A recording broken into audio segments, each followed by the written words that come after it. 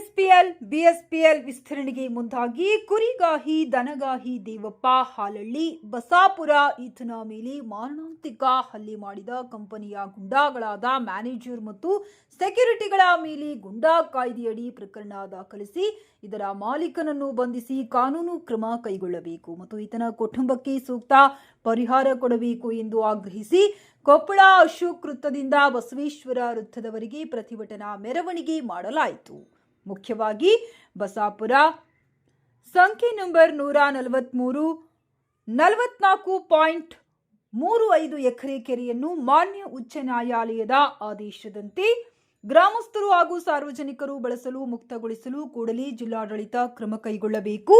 ಇಲ್ಲವಾದರೆ ಮುಂದಿನ ಅನಾಹುತಗಳಿಗೆ ಸರ್ಕಾರವೇ ಹೊಣೆಯಾಗುತ್ತದೆ ಎಂದು ಪ್ರತಿಭಟನಾಕಾರರು ಎಚ್ಚರಿಕೆ ನೀಡಿದರು.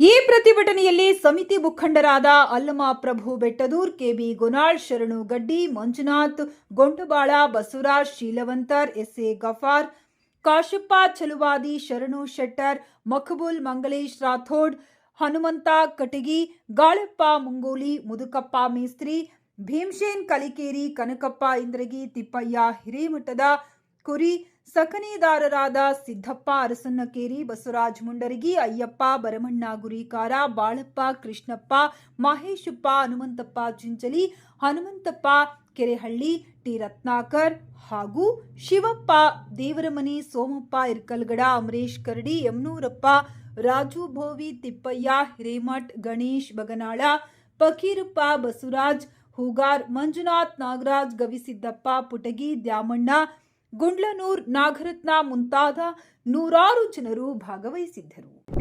ಕೊಪ್ಪಳ ಜಿಲ್ಲೆಯ ಬಸಾಪುರ ಎಂಬ ಗ್ರಾಮದ ಕೆರೆಯನ್ನು 2006ರಲ್ಲಿಯೇ ಬಲ್ದೋಟ ಕಂಪನಿಗೆ ಮಾರಿರ್ತಕ್ಕಂಥದ್ದು ಒಂದು ನಾಚಿಕೆಗೇಡಿನ ಕೆಲಸ.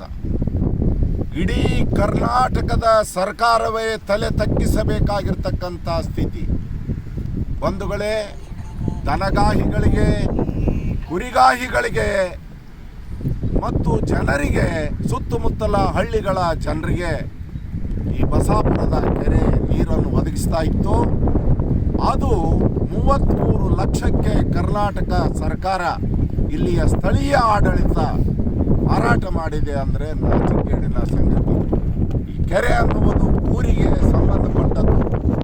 ಊರಿನ ಜನ ಕೆರೆಯನ್ನು ನಿರ್ಮಾಣ ಮಾಡಿರ್ತಾರೆ. ಈ ಕೆರೆಯನ್ನು ಮಾರಾಟ ಮಾಡಲಿಕ್ಕೆ ಸಾಧ್ಯವಿಲ್ಲ.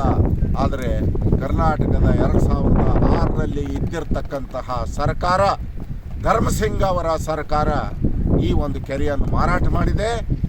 ಈಗಿನ ಸರ್ಕಾರ ತನ್ನ ತಪ್ಪನ್ನು ತಿದ್ದಿಕೊಳ್ಬೇಕು. ತನ್ನ ತಪ್ಪನ್ನು ತಿದ್ದಿಕೊಳ್ಳದೆ ಹೋದರೆ ಬಹುದೊಡ್ಡ ಹೋರಾಟ ನಡೀತದೆ.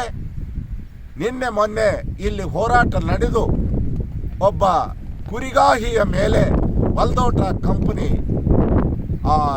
ಅಲ್ಲಿ ಸಿಬ್ಬಂದಿ ದಾಳಿಯನ್ನು ಮಾಡಿ ಆತನ ಕಾಲನ್ನು ಮುರಿದಿದ್ದಾರೆ. ತಲೆಗೆ ಪೆಟ್ಟಾಗಿದೆ, ಚೆಪ್ಪೆಗೆ ಪೆಟ್ಟಾಗಿದೆ.